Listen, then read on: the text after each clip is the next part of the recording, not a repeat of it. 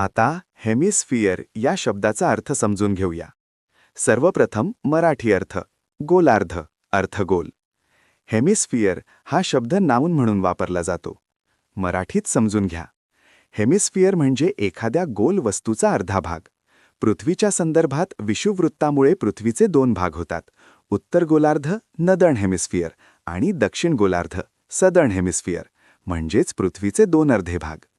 English meaning half of a sphere, especially half of the earth. Easy one-line definition, half of the earth or a sphere. आता synonyms पाहूया. Half sphere, half globe हे शब्द गोल वस्तूच्या अर्ध्या भागाला दर्शवतात. आता अँटोनिम्स पाहूया. होल स्फियर, एंटायर ग्लोब हे शब्द संपूर्ण गोल वस्तू दर्शवतात. आता उदाहरणे पाहूया. पहिले वाक्य, India is located in the northern hemisphere. Bharat उत्तर गोलार्धात आहे. इथे नदर्न हेमिस्फियर म्हणजे पृथ्वीचा विषुववृत्ताच्या वरचा भाग.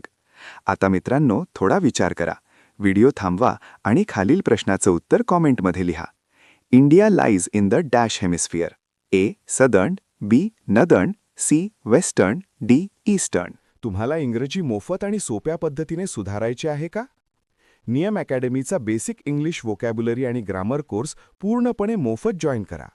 आत्ताच हा नंबर नियम अकॅडमी इंग्लिश नावाने सेव्ह करा. 9270275060. नंतर व्हॉट्सॲपवर हॅलो सर असा मेसेज पाठवा.